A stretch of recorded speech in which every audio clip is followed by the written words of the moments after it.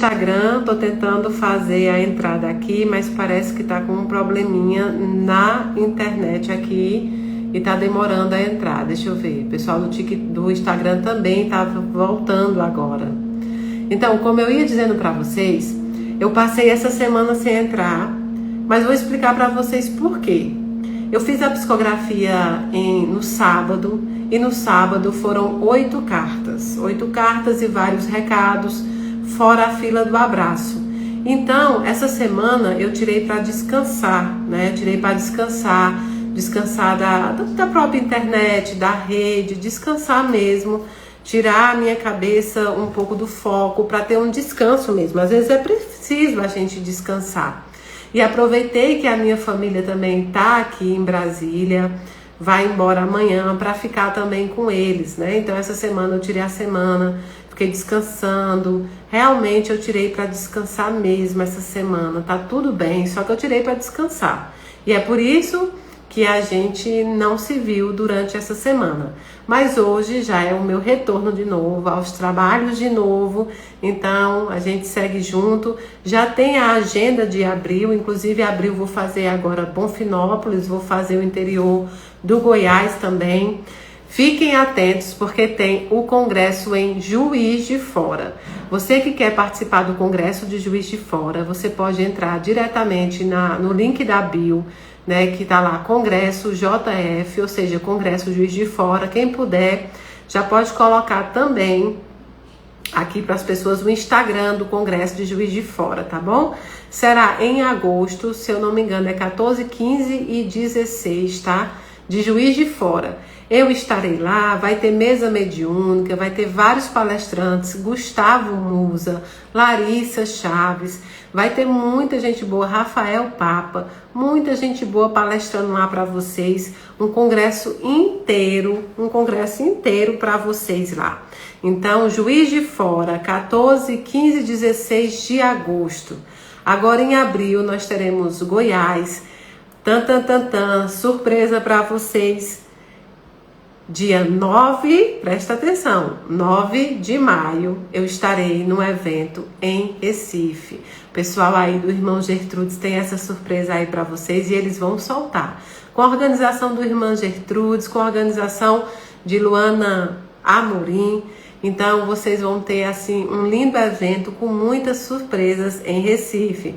Passarei meu Dia das Mães em Recife com meus filhos, a minha mãe também e com todas as mães que puderem e quiserem ir lá nos ver. Ó, Força de Mandacaru já colocou @Congresso JF, viu? @Congresso JF. Então vamos começar falando um pouquinho sobre a psicografia. Como é que foi a psicografia, Mayra? Conta pra gente. A psicografia foi linda, foi maravilhosa. Foram 8 cartas, cada carta um ensinamento ainda mais bonito, um ensinamento de amor, um ensinamento de ternura.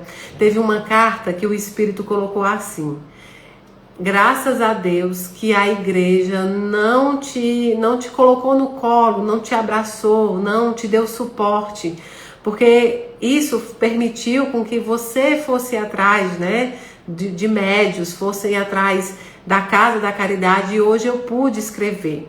Então a mãe depois nos conta que na realidade ela frequentava uma igreja evangélica e que infelizmente uma irmã evangélica, uma pastora, falou uma frase que machucou muito ela, que disse que o filho dela só desencarnou, só morreu porque estava na rua. E quem fica na rua busca a morte. Então ela disse que ficou muito desgostosa com a igreja, né? Muito desgostosa com o que aconteceu. E aí ela começou a buscar o espiritismo. Então até isso, na carta, o espírito fala. Ele fala: graças a Deus que a igreja não abraçou você, porque permitiu que você pudesse chegar até aqui. Então foi muito linda. Teve outro espírito também, que na carta, né, na carta desse espírito, ele falava sobre como é importante as pessoas abrirem os olhos para aquelas que estavam ao seu redor, né, para aquelas que estavam ali em sofrimento. E muitas vezes a gente não tem esse olho espiritual aberto para enxergar o sofrimento do outro, para enxergar muitas vezes que o outro estava doente, né? E ele fala na carta assim: eu queria ter dito que eu amava, né? Eu queria ter dito que amava mais meu irmão, que ele era meu ídolo, né? Que enfim, ele vinha enaltecendo, né? O irmão dele, ele vinha enaltecendo a mãe dele, de saber que a mãe sempre soube ali, sempre enxergava nele o que ele tentava esconder. Mas foi muito engraçado ele falar: aí usaram a foto mais feia que eu tinha, Maria, e eu brinquei com essa mãe. Então foi uma carta lindíssima, sabe? Uma carta de um ser humano que ele estava doente, estava com medo, tinha muitas coisas ali. Então foi uma carta lindíssima, lindíssima. Eu confesso que essa última psicografia para mim foi assim... Foi difícil não chorar, foi difícil não me emocionar com todas as histórias, que tiveram ali, sabe? De ver um pai que estava ali chorando, sabe? Esperando aquele filho falar com ele. Foi tantas histórias bonitas. Teve a história também de uma moça muito corajosa que desencarnou por intermédio de um feminicídio. E ela vinha falando não só para a família dela, mas ela vinha falando para todas as mulheres, ela vinha falando para todas nós mulheres, que nós precisamos não nos deixar nos matar, né? Que assim, que nós precisamos sempre nos amar, que nós precisamos acordar. E ela vinha trazendo isso, ela vinha trazendo essa mensagem universal. Todas as cartas tinham mensagem universal. Dessa carta que eu falei, dessa carta que o Espírito falou que graças a Deus que a igreja não acolheu a mãe dele, porque a mãe dele pôde ir lá, esse Espírito veio trazendo um outro ensinamento. Era um menino que nunca bebeu, um menino tranquilo, um menino bom. E quando ele desencarnou, muita gente, né, começou a maldar, começou a dizer que foi bebida. E esse menino nunca tinha bebido, esse menino não bebia. Então ele vinha trazendo assim também. Numa outra carta, lógico que eu estou contando para vocês a história, né? A história das cartas, mas jamais os nomes. Porém, numa outra carta veio uma história linda de amor. Eu escrevi um espírito dizer que foi os 6 meses mais lindo da vida dela, que ela viveu um amor em 6 meses, ela viveu a felicidade que ela buscava em 6 meses. E eu fiquei pensando nisso quando eu voltei para casa, porque às vezes a gente busca uma felicidade que é uma felicidade não palpável, que é uma felicidade que não existe, e a gente deixa de perceber a verdadeira felicidade. Ela teve 6 meses com o grande amor da vida dela, mas foram 6 meses assim da vida, onde ela estava realizada, onde ela estava feliz, onde, nossa, uma carta realmente que foi assim uma declaração de amor, por assim se dizer.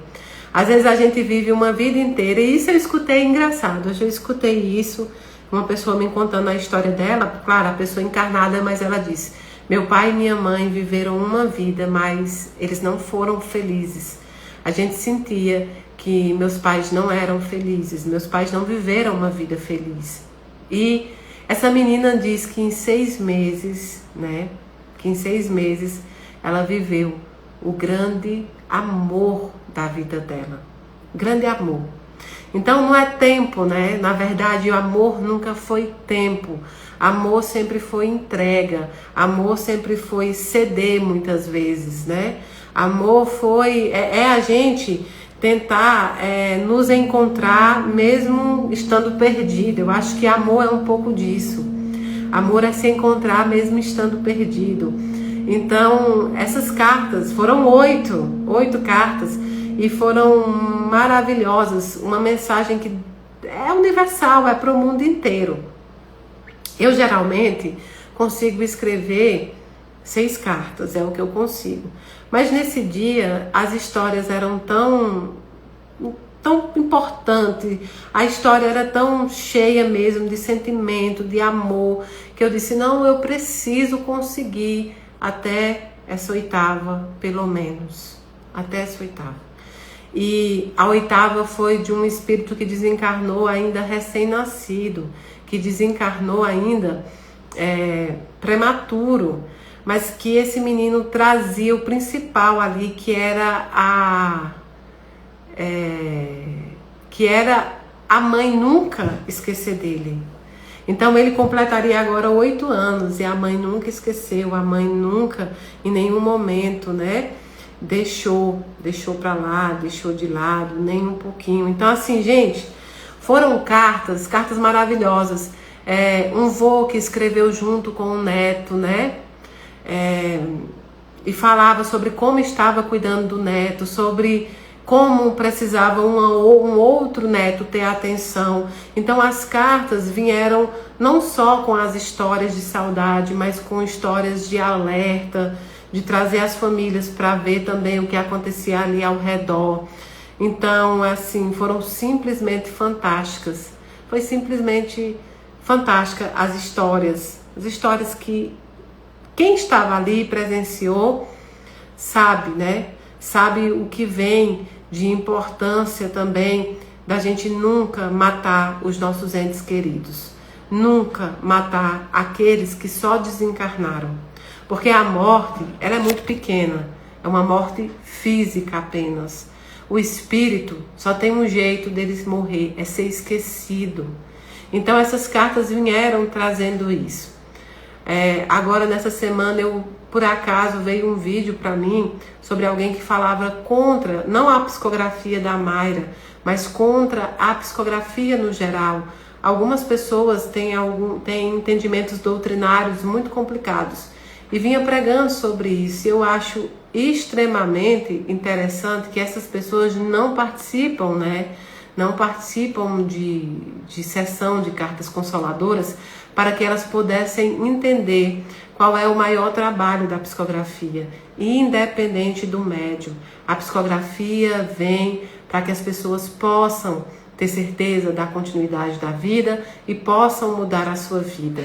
Pois o meu sonho, o meu desejo é que muitos médios psicógrafos tenham mais coragem e mais força de continuar o trabalho, de continuar fazendo as psicografias, de entregar cartas, de entregar recados, de poder fazer essa comunicação acontecer como um instrumento de consolo. Então, eu realmente, eu fiquei extasiada nessa última psicografia.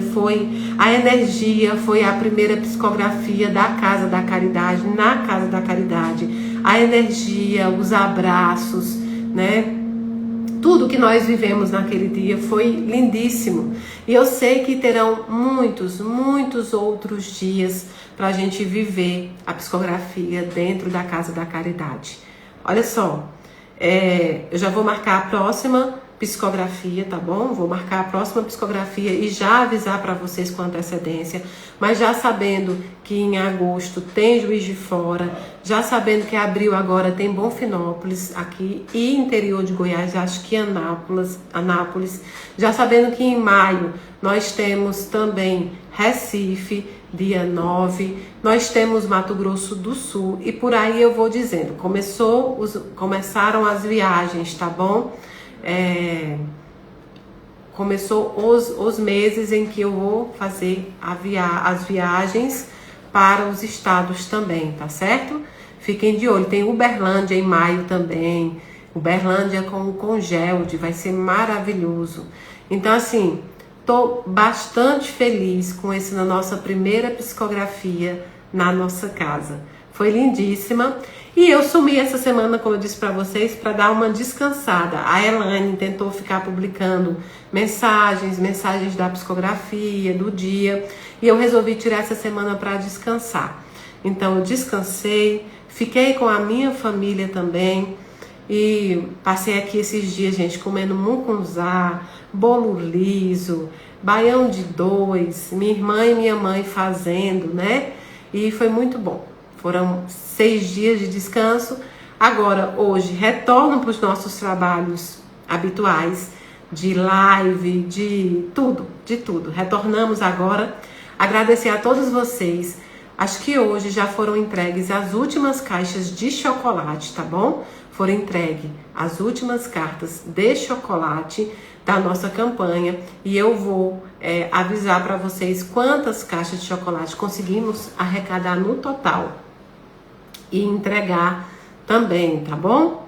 Agora, a campanha que está aberta é da cesta básica, a campanha que está aberta é dos médicos, dos exames. Nós estamos com todas as nossas campanhas abertas e precisamos de vocês para pagar as cestas, os exames, os remédios, os kits de higiene e tudo mais.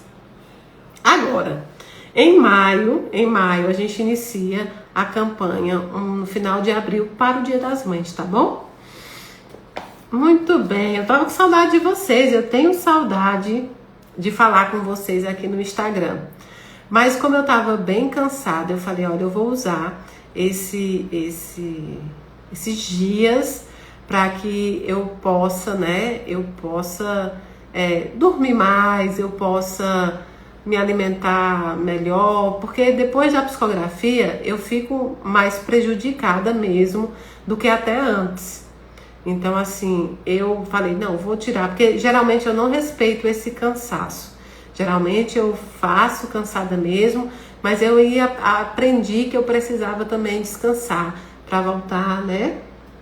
Então foi bom o descanso, mas eu tava morrendo de saudade de vocês. Confesso para vocês que não é fácil mais tê-los longe sem poder entrar. Então, passado esse pequeno, resumo que eu queria dar da psicografia para vocês, eu queria dizer para vocês que nessa semana eu acompanhei muitas mensagens no Instagram, eu recebi mensagens no TikTok da casa também, eu recebi mensagens no WhatsApp da casa, e eu quero começar essa oração de hoje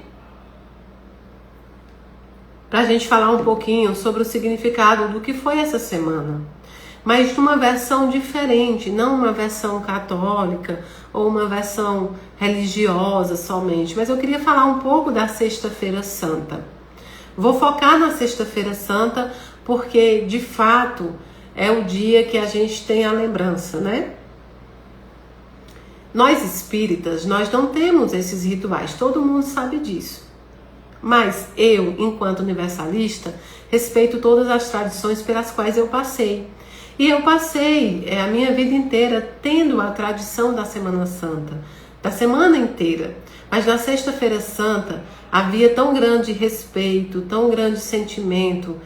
A minha família trazia muito isso, a minha avó, que não deixava a gente assistir televisão, não deixava a gente ligar som, não deixava a gente fazer um monte de coisa, porque minha avó via a Sexta-feira Santa como um dia em que Jesus foi crucificado, foi morto, e havia ali um luto que era trazido por as pessoas mais velhas. E quando você começa a pensar sobre isso, é o tamanho respeito que existia e que ainda existe, não é? É quando a gente se resguardava justamente para pensar sobre aquilo que aconteceu com o Cristo. Como pode um espírito bondoso, caridoso, que só pregou amor, só pregou caridade, só pregou felicidade, só pregou coisas boas, ser crucificado? E naquela época você poderia pensar, como pode um homem desse tipo ser crucificado e outros homens que eram ladrões, que eram violentos, outros homens que cometiam coisas terríveis, serem libertados? Que foi o caso da escolha entre Jesus e o outro senhor que estava lá, que foi escolhido, né? Soltem Barrabás. E a gente passa muito por isso hoje, a gente pensa como pessoas boas sofrem tanto, e pessoas que a gente considera ruins, muitas vezes não sofrem. Então a Semana Santa vem trazendo à tona todos os nossos sentimentos humanos que nós temos também. E é nesse momento da Semana Santa que a gente assiste uma pessoa ser crucificada apenas pelo que acreditava, pelo que pregava. Uma pessoa ser crucificada apenas por não ser iguais a todos. Uma pessoa ser crucificada porque vinha trazendo uma outra estrutura de caminho não conhecida naquela época. As pessoas conheciam a religião, as pessoas conheciam a doutrina, as pessoas conheciam os conceitos, principalmente judaicos, mas as pessoas não conheciam o amor, o caminho pelo amor. E esse ser de luz, esse ser evoluído, trazia o caminho do amor, que era um caminho difícil, sim, mas era um caminho totalmente possível, um caminho justo. E fazer o caminho do amor, às vezes é muito mais difícil do que fazer o caminho da violência. Se você parar para pensar, o caminho da violência é mais fácil, o caminho do grito é mais fácil, o caminho de apavorar é mais fácil, de colocar medo é mais fácil. Então Jesus vem trazendo o amor de Deus de uma outra forma, uma forma pacífica, não violenta, uma forma carinhosa, uma forma que não entrava arrombando corações nem casas alheias. Ele entrava trazendo para você a verdade e, acima de tudo, ele respeitava se você queria ou não ouvir essa verdade. Se você achava certo ou errado essa verdade, ele não embatia com você, mas ele aceitava você como você era. Às vezes a gente quer amar os outros, mas a gente quer amar os outros no nosso lugar, né? Às vezes a gente quer amar os outros na posição que nós estamos, onde nós estamos. E amar os outros precisa ser no lugar deles, no local deles, onde eles se encontram e como eles se encontram. Amar as diferenças que nos envolvem.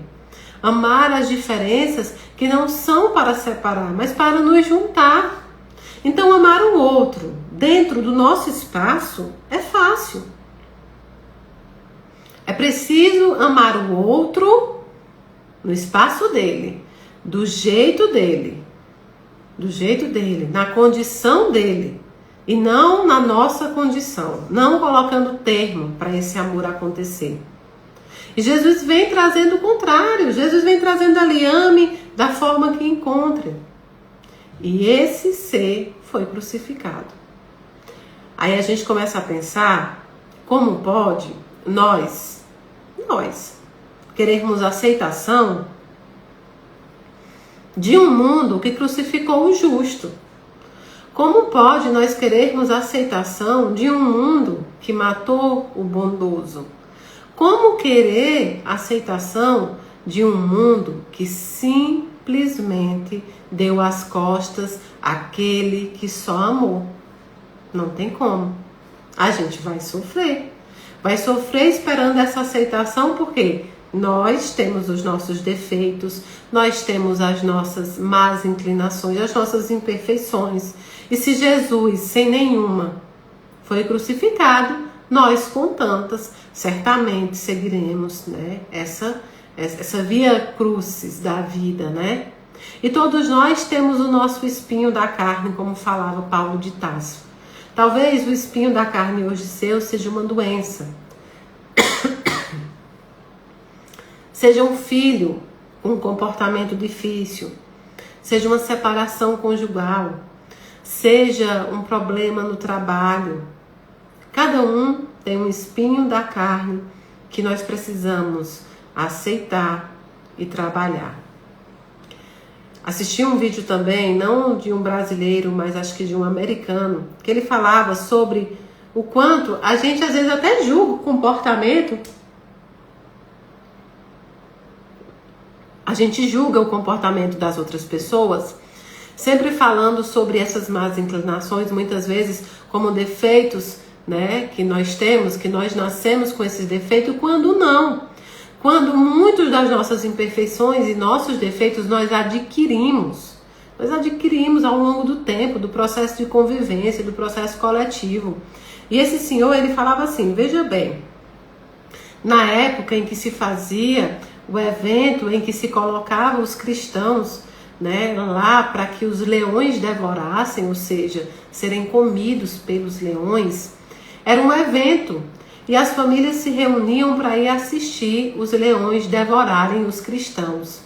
Então os pais levavam os filhos, a família toda reunida, como se fosse realmente um circo, como se fosse um espetáculo, como se fosse algo que você fosse assistir. Reunia-se as famílias e iam lá assistir, né, os leões devorarem os cristãos. Em certo passo ele disse, olha, as crianças diziam, né, para o pai, pai, eu posso vir, depois que acontecia aquilo, que acontecia dos leões devorarem os cristãos, os filhos diziam para os pais, eu posso vir no domingo que vem? E aí os pais diziam, se você se comportar, sim, você pode vir. Veja que essas crianças, hoje nós julgamos esse comportamento e a gente realmente fica horrorizada, né? Como pode um pai tratar aquilo como entretenimento? Como pode a criança querer assistir aquilo? Hoje, na nossa cabeça, na nossa evolução, nós pensamos assim. Mas para aquelas crianças que foram criadas sobre aquela maneira, tudo aquilo que eles assistiam era um espetáculo, era algo correto, não era proibido, se fazia. Então não é que nós nascemos com os defeitos, nós angariamos e muitas vezes é pelo meio em que nós vivemos. Então a gente começa a entender que o processo coletivo tem grande importância na formação espiritual, na formação em que nós buscamos essa evolução. As pessoas adquirem hábitos terríveis e acham que isso é uma coisa besta, é um hábito. Sim, um hábito só se adquire quando você vai fazendo ele cotidianamente. E a gente adquire hábitos terríveis, a fofoca, né? A briga, o intuito de estar sempre em guerra com alguém, ou sempre buscar o amor de alguém, ou a aceitação de todo mundo, ou tudo que você imaginar. A gente adquire hábitos. Quando a gente poderia nos trabalhar para ter outro tipo de hábitos, o hábito da leitura, o hábito do estudo, o hábito da caridade, o hábito da bondade. A bondade também pode se tornar um hábito seu. Então, nós precisamos entender a importância que nós temos nos nossos atos, nas nossas palavras, no que nós buscamos entregar para o outro. E aquele outro vai entender aquilo como um acontecimento natural, que depois a gente não pode julgar aquele comportamento. Não se dá para julgar um comportamento que nós ajudamos a criar. Assim, eu começo a falar sobre uma coisa muito importante. Uma coisa que gera polêmica, que gera briga, que gera separação conjugal, que gera separação em família, que acaba amizades. O que é? Esse ano tem eleição. Esse ano tem eleição. E sempre em eleição nós enfrentamos todos os nossos hábitos terríveis, nós enfrentamos todos os nossos maus comportamentos, nós enfrentamos toda aquela estrutura animalesca que nós temos e colocamos para fora. Então é tempo de nos alimentar de coisas boas, é tempo de reforçar a nossa oração, a nossa vigia, é tempo, né? É tempo da gente poder promover o bem. E eu não posso promover o bem com a vida do outro, eu só posso promover o bem com a minha vida. É eu entender que sim, política, religião, esporte, tudo isso tem grande importância, afinal nós vivemos em coletividade. Mas eu posso passar por todos esses processos sendo cristã, sendo amorosa, sendo bondosa e sabendo respeitar a escolha do outro. O processo eletivo, a eleição é uma escolha, o voto é uma escolha, e uma escolha individual, uma escolha onde cada um, claro, vendo a coletividade, e aí é preciso entender que cada um tem uma ideia de coletividade diferente, vai votar no candidato que escolher. Isso significa que você não tem que terminar amizades, não tem que brigar, não tem que ocasionar violência, mortes. Você não tem que entrar numa arena de uma guerra. Não é guerra, é eleição. Então cada um pode respeitar. Mayra está falando de política? Não, eu estou falando de eleição, eu estou falando de como a gente se comporta. Na última eleição teve mortes, teve pessoas matando outras por conta disso. 4 anos se passaram e nós precisamos trazer à tona o respeito. o respeito a cada um, porque esses processos são naturais da coletividade, são naturais do nosso plano material. Nós viveremos muitas eleições. Então é preciso que a gente tenha essa preparação, tenha um respeito para passar também por um processo eletivo. Assim como por uma Copa do Mundo, nós teremos uma Copa do Mundo. O esporte serve para distrair, o esporte serve para disciplinar, o esporte serve para nos ensinar respeito, serve para nos ensinar respeito às diferenças também. Há um grande motivo para o esporte acontecer: saúde, saúde mental, saúde física, o que tudo isso gera uma saúde espiritual também. Então nós precisamos nos modificar como nós passamos esse processo. Como você pretende passar cada processo que vai acontecer esse ano, no ano que vem, daqui a 4 anos. É um processo que acontece e a gente ainda não aprendeu a passar por eles da forma mais amorosa possível. Se a gente já tivesse, aprendido a passar por esses processos, nós poderíamos conversar tranquilamente sobre religião, sobre esporte, sobre política, sobre tudo isso, sem fazer uma guerra, uma trincheira. Não, na verdade, esses processos não somos uns contra os outros. É uma habilidade que nós temos de fazer pela coletividade, Então é preciso que a gente saiba passar. É preciso que a gente deixe essa Sexta-feira Santa nos ensinar coisas para uma vida inteira, para o ano inteiro. Nos ensinar que a gente não deve crucificar o que a gente não conhece, simplesmente pelo fato de não conhecer. Que não devemos matar pessoas simplesmente por diversão. Que não devemos usar religião, sob hipótese nenhuma, para modificar a vida dos outros, tornar pior a vida dos outros.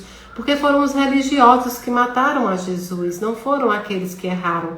Mas aqueles que eram imperfeitos fizeram o papel de escolher entre Jesus e Barrabás. Mas era preciso escolher Jesus, era necessário que ninguém participasse dessa escolha.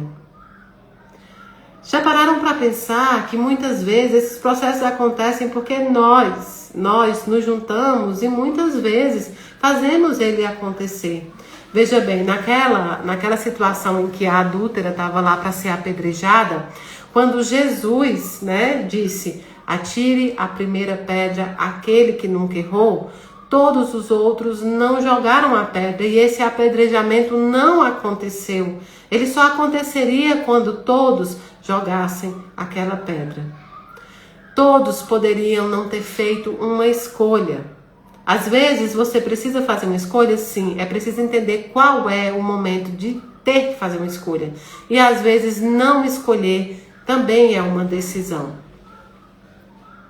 Então, nós precisamos agir como Jesus e não falar de Jesus. E a Sexta-feira Santa vem muito sobre isso. Hoje é sábado de aleluia, não é? Em muitas regiões, o que é que acontece hoje? Vamos ver se vocês me dizem. Tem gente que mora em cidade pequena. O que é que acontece no sábado de aleluia agora à noite?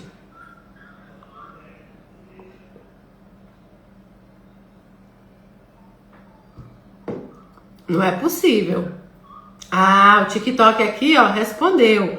Malhar o Judas. Muito bem, TikTok respondeu. Catiana respondeu aqui no Instagram também. Malhar o Judas.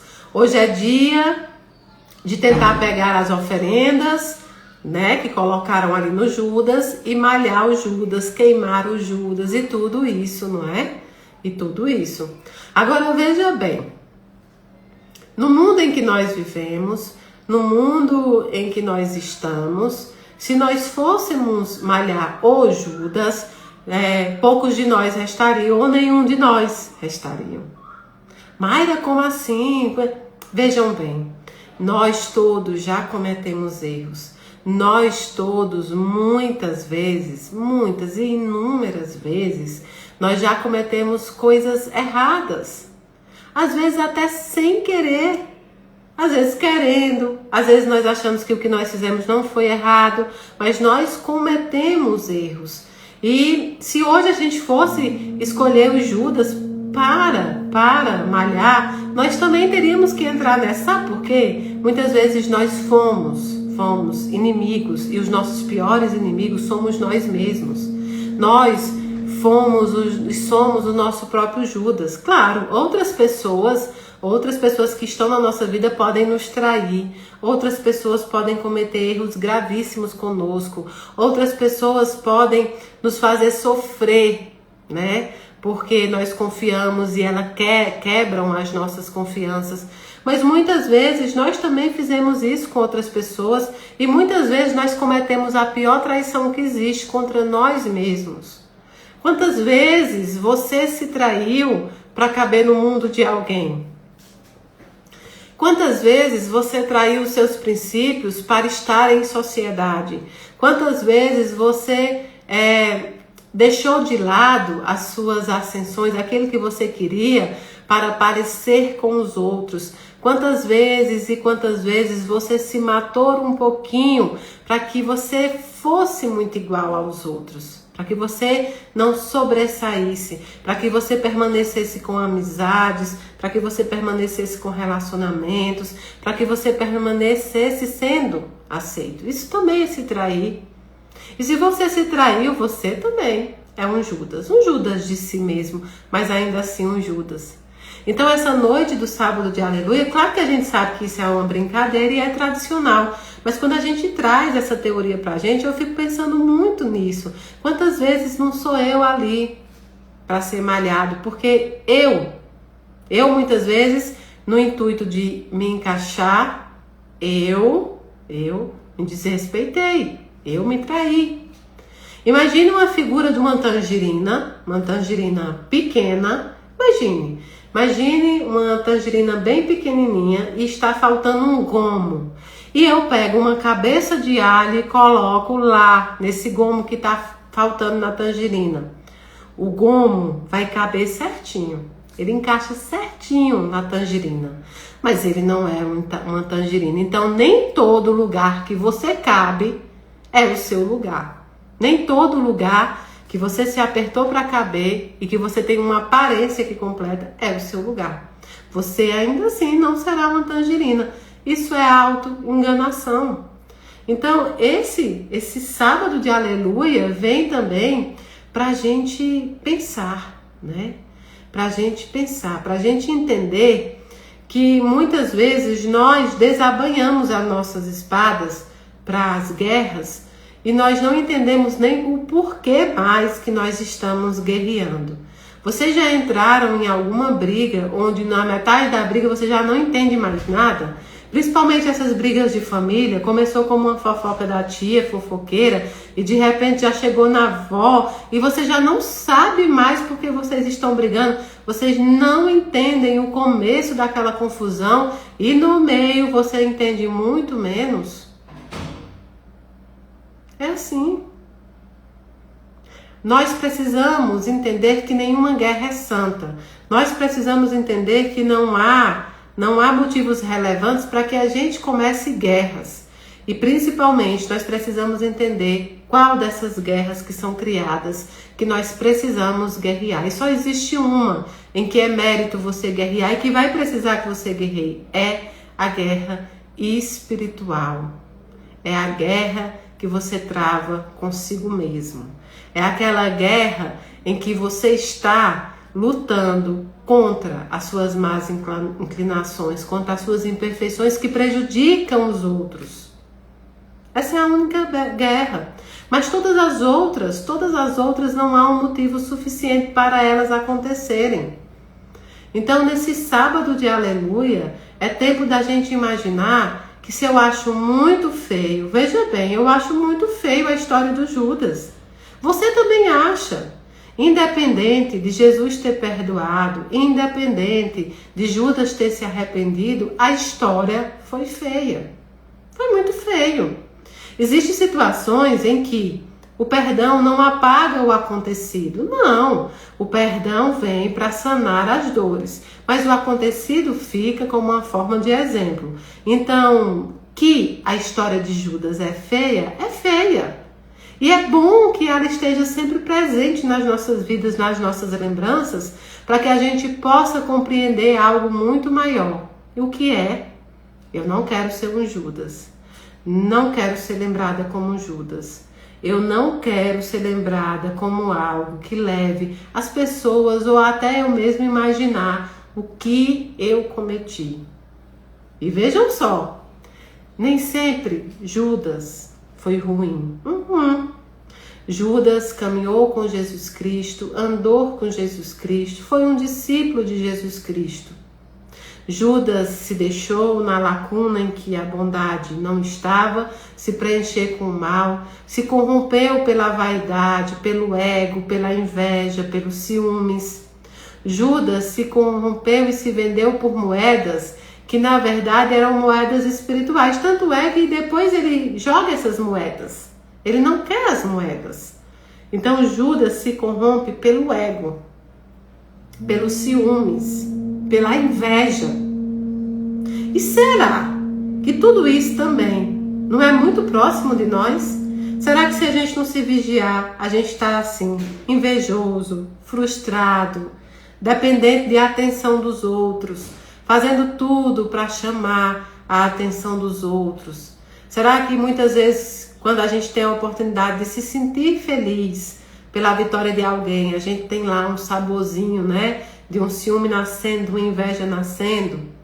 Nós precisamos nos ver nessa amplitude para que realmente a gente possa, né? A gente possa nos modificar. Então não é porque existiu o perdão que o ato não aconteceu. O ato acontece, existe o perdão. Ele foi perdoado, ele foi resgatado, né? Ele foi tirado das zonas piores que tem. Porém, aconteceu. E a gente precisa trabalhar nos acontecimentos. Eu não quero ser um Judas. Você quer? Você quer ser um Judas? Você quer que alguém, depois do seu desencarne, porque durante a vida, tudo bem, mas depois que desencarnou, você quer ser lembrada como aquela que traiu, aquela que foi incapaz de ser fiel, de ser leal às amizades, aos amores. A história vai ficar feia. Então só tem um jeito da gente lembrar do Judas de forma correta. É trabalhar esse Judas que habita em nós. Trabalhar essa inveja que nasce, esse sentimento, esse ciúme, essa coisa.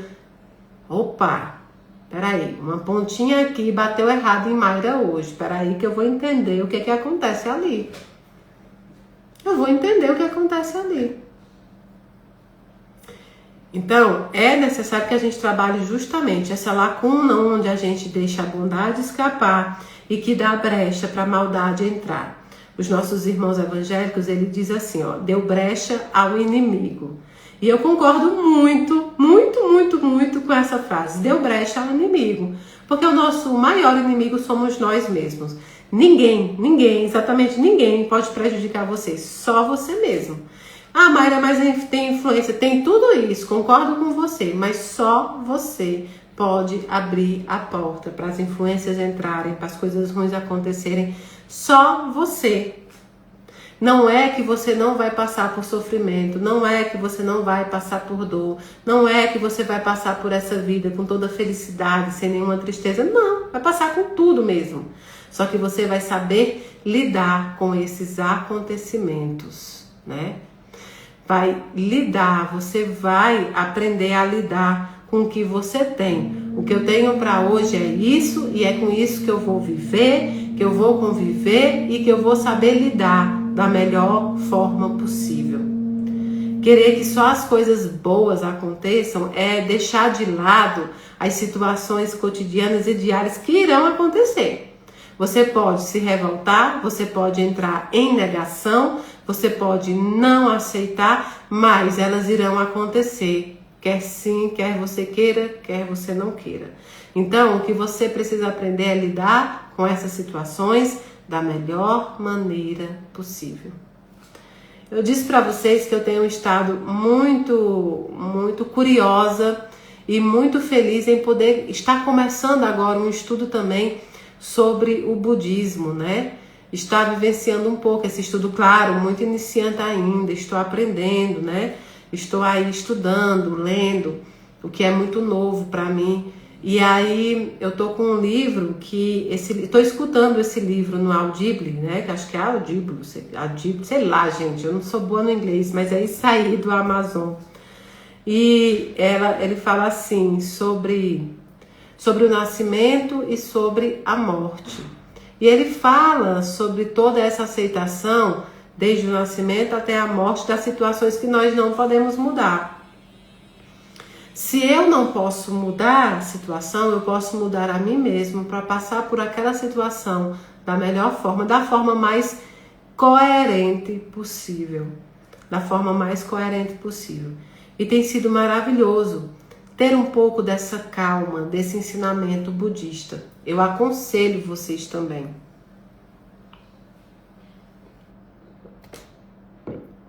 Olha, hoje eu trouxe vários livros, mas eu sempre gosto de ler um com vocês que é sobre o dia, né? O dia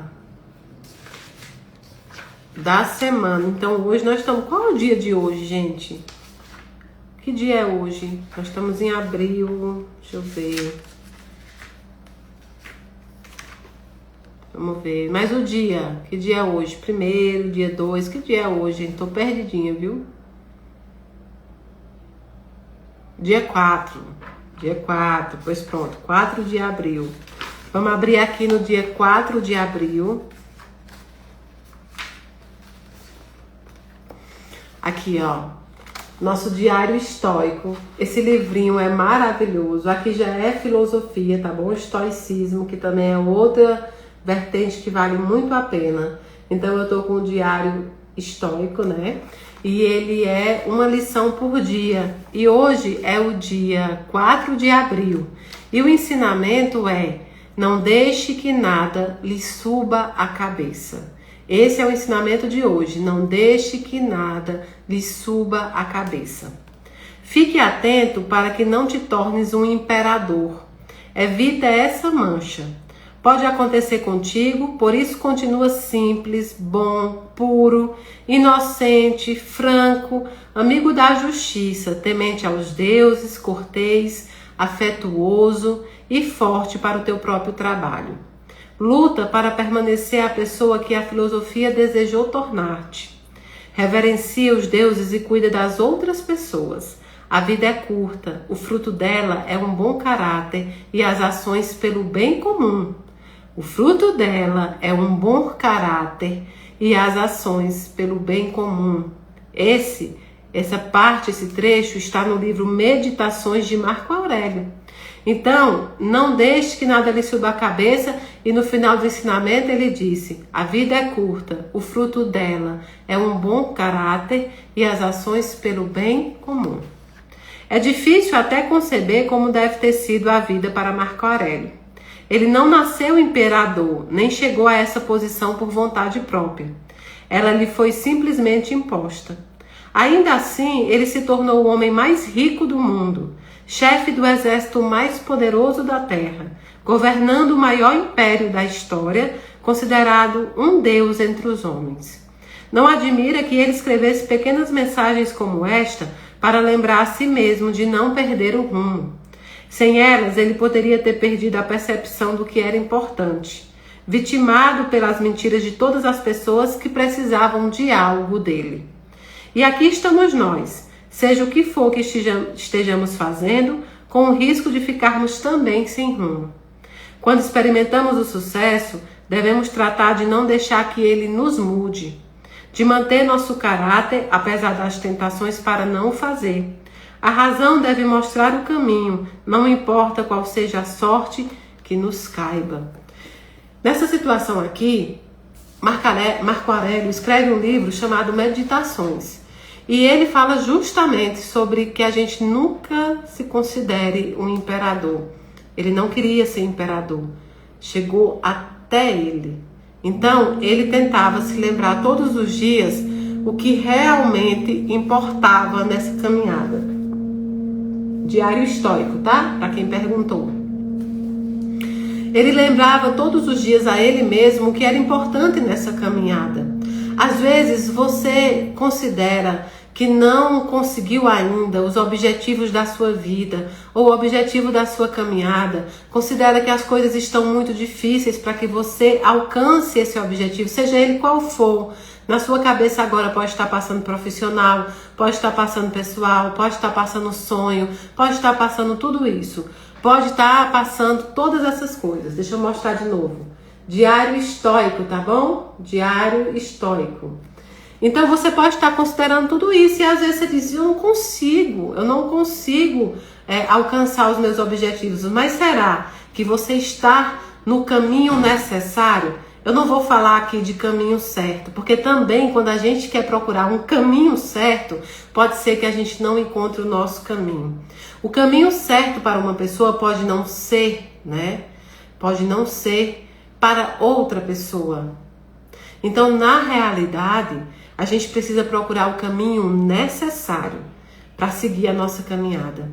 E você diz assim, eu acho que nada dá certo para mim. Mas como? Como você acha que nada dá certo para você? Será que você está buscando aquilo que realmente importa? Será que você está preparado para receber aquilo que você quer? A nossa dificuldade não é em pedir, mas é em saber pedir. Você já reparou quando você faz a oração? Você reparou como você faz os seus pedidos, muitas vezes a Deus, a Jesus Cristo, a espiritualidade? Há uma condição entre falar, pedir, né? Pedir e pedir correto. Vou dar um exemplo para vocês. Quando eu frequentava a igreja evangélica, uma irmã foi dar um testemunho. Ela foi dar um testemunho da vida dela. É uma máscara, ó. Uma máscara africana, tá vendo? Aí ali vem Nossa Senhora, Jesus, São Francisco e o meu reloginho. Mas é uma máscara africana, para quem tá perguntando. Rafinha, beijo, meu amor. Então, assim, o que que acontece? Essa senhora estava com uma filha internada no hospital há muitos dias. E essa menina sofrendo de inúmeras dores.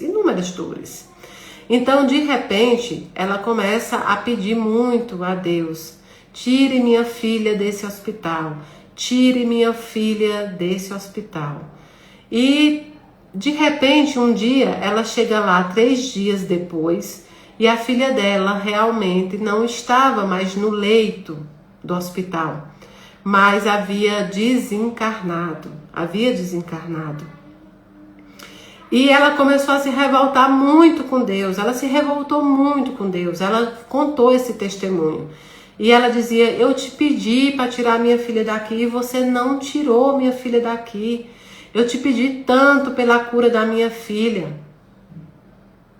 E aí, só um tempo depois que eu ouvi essa irmã falar isso, eu fiquei pensando, Deus ouviu as preces dela. Deus acabou com a dor física que aquela menina estava passando. E Deus também tirou a filha dela daquele local. Agora, a forma é que não foi como ela gostaria. E logo depois desse meu pensamento, ela continua o testemunho dizendo naquele dia que rendia graças a Deus, porque eu entendia que Deus tinha atendido às suas preces da maneira que era necessário, mas não da maneira que ela queria. Então eu não desejo que a gente trave caminhos corretos, certos. Eu desejo que a gente trave caminhos necessários. Sejam eles bons ou ruins, mas nós queremos caminhos necessários ao nosso engrandecimento.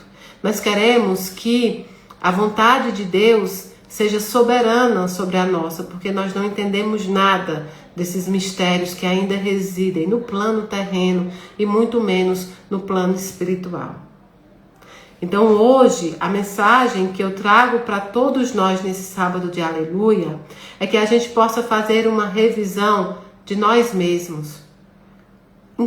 que prateleira está cada sentimento que nós devemos ter, cada pessoa da nossa vida? Onde está o meu ego? Onde está o meu amor? Se meu ego está na prateleira mais alta do que meu amor, está errado. Se o meu amor não está ao meu alcance, mas a vaidade está mais próxima, está errado. Eu preciso colocar cada sentimento e cada pessoa na posição correta da minha caminhada, na posição necessária do meu viver. Hoje é um dia para se pensar sobre isso. E agora eu queria pedir para vocês todos fechar os olhos materiais, abrir os olhos espirituais para nesse momento pedir a Deus Pai Todo-Poderoso toda proteção, carinho, amor e refrigério. Começamos por colocar todos os nossos entes desencarnados que partiram a pátria espiritual no colo de Maria Santíssima, que ela possa derramar sobre eles todo o amor maternal, todo o amor de cura, todo o amor de acalento. Pedimos ainda nesse momento, Maria Santíssima, Mãe de todos nós, acolhe nos teus braços maternais todos os nossos irmãos que tiraram a vida por ventura do desespero. Pedimos a Jesus Cristo, nosso amado Mestre, que esteja conosco a todos os momentos, que possa nos orientar diante da caminhada que muitas vezes nos parece impossível. Mas nós sabemos que não existe a impossibilidade onde o Mestre é Jesus Cristo. Pedimos a Ele que possa visitar todos os nossos irmãos em estado de necessidade nas ruas e nos lares, manda os anjos encarnados ao dispor. Pedimos ainda a Deus Pai Todo-Poderoso que entre em todos os hospitais, em todas as casas, em todos os locais onde os nossos irmãos enfrentam as mazelas físicas e levai a cura a quem for de cura. Pedimos à espiritualidade amiga que possa visitar todos aqueles que estão nos lares de acolhimento de crianças e de idosos, possa visitar também todos os presídios do mundo inteiro, levando o dom do arrependimento e também do perdão. Pedimos por todos os países que estão em guerra, protege aqueles inocentes que não buscaram aquela violência. Pedimos ainda por todas as autoridades do mundo inteiro, para que eles tenham discernimento ao tomar as decisões. Pedimos a Jesus Cristo, nosso amado Mestre, irmão, que Ele possa proteger todas as pessoas, todos os templos, centros espíritas, igrejas, barracões, terreiros, todos os locais que professarem a fé em nome de Deus e do amor, que Ele ali possa estar. Pedimos pelos nossos irmãos que não têm crença alguma, mas que praticam a misericórdia e a bondade. Pedimos nesse momento também por todas as pessoas que acompanham o trabalho da Casa da Caridade, que frequentam a casa, todas as páginas amigas, de pessoas amigas que nos ajudam nessa caminhada, todas as páginas da internet, todas as pessoas que trabalham como formiguinha na caridade também. Pedimos a Deus Pai Todo-Poderoso que possa proteger todos aqueles que estão nos assistindo nesse momento, possa proteger os nossos irmãos que estão com depressão e tantas doenças psicológicas. Pedimos a Bezerra de Menezes que visite todos os lares, levando a cura física e espiritual também. Pedimos por todos os desempregados do mundo inteiro, pelos estudantes de concurso e de vestibular. Pedimos por todos aqueles que clamam pelo socorro de Deus em qualquer que seja o seu levante. Pedimos ainda, Senhor, por todas as crianças do mundo inteiro, pelas crianças que enfrentam um luto que já é tão complicado, tão diferente, para que elas possam também ter o mínimo de discernimento e o máximo de compreensão. Pedimos por todos os enlutados e aí pedimos também a Maria Santíssima que dê um abraço apertado no coração de cada um que sofre de saudade nesse dia de hoje. Pedimos também a São Francisco de Assis que proteja todos os animaizinhos, proteja principalmente eles dos humanos, de nós humanos com a nossa pequenez. Pedimos ainda a toda a espiritualidade amiga que possa olhar sobre a humanidade com olhar de carinho. Pedimos a misericórdia divina sobre os nossos erros, sobre as nossas escolhas. Pedimos que Deus possa nos moldar com seu olhar paternal, sabendo que mesmo que errados nós o amamos, nós queremos apenas o nosso engrandecimento. Pedimos ainda por todos aqueles que hoje estão nos seus lares enfrentando qualquer que seja os problemas e os obstáculos, para que todos os sonhos sejam realizados. Pedimos também a Maria Santíssima pelas mãezinhas, pelas gestantes e pelas tentantes, e por também as adotantes. Pedimos por todas as famílias do mundo inteiro. E nesse momento pedimos a Bezerra de Menezes e sua falange amiga que possam fluidificar essas águas que nós tomaremos com todos os remédios necessários ao nosso engrandecimento físico, moral e espiritual. E tudo isso que nós te pedimos não é em nome do teu, não é seu nome, nem em nosso nome, mas é em nome do teu Filho Jesus Cristo, que é bendito e é eterno. Que assim seja.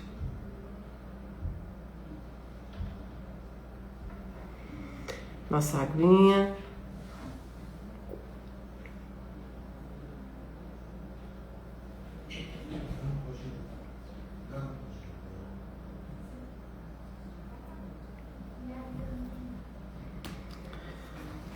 Bom, agradeço a todos vocês pela companhia desse sábado. E como a gente está com muita saudade, eu prometo que amanhã à tarde a gente voltar com um caderninho. Nem que seja um pouquinho, mas eu volto amanhã à tarde aqui de casa, tomando um cafezinho. Aproveitar que minha mãe tá deixando um bolo liso. E aí vou entrar pra gente poder tomar um cafezinho e ler uns caderninhos, né? Vocês gostam tanto dos cadernos. Quem sabe a gente não lê também algumas entrevistas que foram realizadas nessa psicografia, tá bom? Então amanhã à tarde, por volta aí de umas 4 horas, eu prometo dar uma entradinha pra gente conversar, porque eu tava com muita saudade de vocês, tá bom? E agora nós voltamos à nossa programação normal, não é? De live, de encontros. Eu amo vocês, Clarinha. Então assim, saudades de todos vocês. Né? Bolo liso é um bolo que lá no Nordeste algumas pessoas chamam de pega-marido, mas ele é um bolo liso mesmo, não é fofo, sabe? Não é bolo mole, isso mesmo, bolo mole. A gente chama de pega-marido também, tá bom? E amanhã é Páscoa, então a gente entra, toma um cafezinho, come um chocolatinho, dá uma lida ali nos caderninhos, só pra gente passar um pouquinho junto, porque eu também tava com saudade de vocês, hein? Um beijo grandão no coração de vocês. Eu amo todos vocês do dedinho do pé ao fio do cabelo. Dona Keila, meu amor, Elaine.